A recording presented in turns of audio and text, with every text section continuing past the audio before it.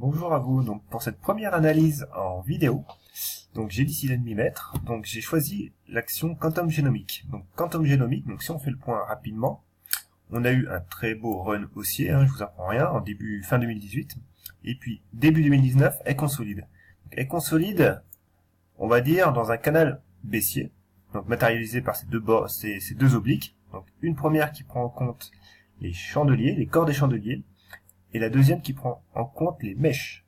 Et on voit bien que le prix a été stoppé par cette dernière-là, cette deuxième oblique.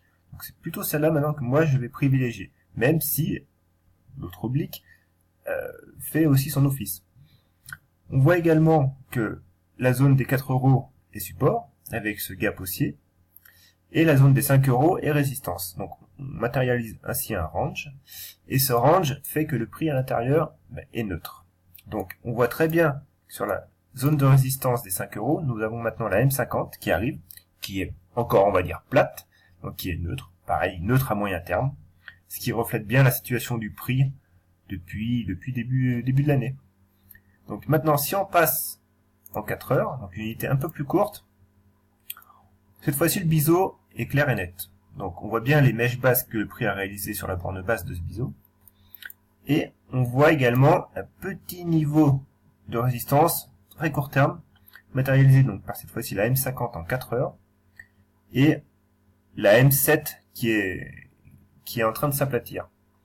Donc, quoi qu'il arrive, il faudra repasser cette borne haute, cette oblique résistance, plus la zone des 5 € pour envisager un nouvel élan haussier plus moyen terme. Au niveau du court terme, il n'y a pas grand chose à faire à part attendre, pour moi.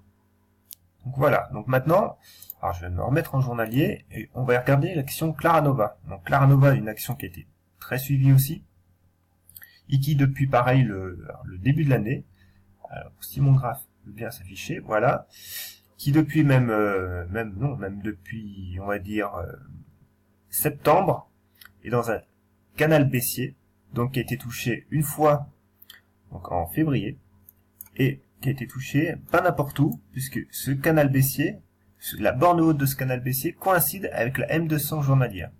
Donc c'est un élément à prendre en compte très important. Elle matérialise, on va dire, la tendance haussière de long terme et la tendance baissière de long terme. Le prix actuellement est dessous. Donc si vous voulez avoir un nouveau mouvement haussier, vous devez repasser cette M200 à la hausse. Et cette zone de résistance, qui est la M200, correspond au 0,82, 0,80 centimes. Alors, également ici, le prix dessine un petit range, pareil depuis le début d'année, donc avec la zone des 0,60 et la zone donc du coup des 0,80. Pour espérer donc un mouvement plus long terme, donc la zone des 0,80 sera repassée, pourra ensuite après viser donc la zone des 1 €. Zone des 1 € qui est, on va dire, une zone psychologique, un seuil psychologique, et qui correspond à cette oblique baissière, donc qui elle est plus long terme parce qu'elle prend sa source quand même il y a quasiment plus d'un an, en janvier 2018, et elle capte, on va dire, le prix, elle capte le prix, quoi, simplement. Donc si vous voulez vraiment, réellement avoir un mouvement de hausse et très long terme, vous devez passer cette oblique haussière, cette oblique baissière. Voilà. Donc maintenant, une dernière action, donc on va choisir IPH, donc Innate Pharma. Donc Innate Pharma, alors toujours pareil, voilà. Donc mon graphe, donc voilà, Innate Pharma est dans un biseau descendant, on va dire, un biseau, voire quasiment même un canal baissier, et cette borne haute de ce canal a été touchée 3 fois. Donc cela signifie que elle reste baissière en journalier tant qu'on casse pas ce canal à la hausse. Moi, ce que je suis sur celle-là, elle est dans ma shortlist d'ailleurs, c'est plutôt le niveau donc des 6 €, seuil psychologique, mais également niveau de la M200, donc qui se confond avec les 6 €.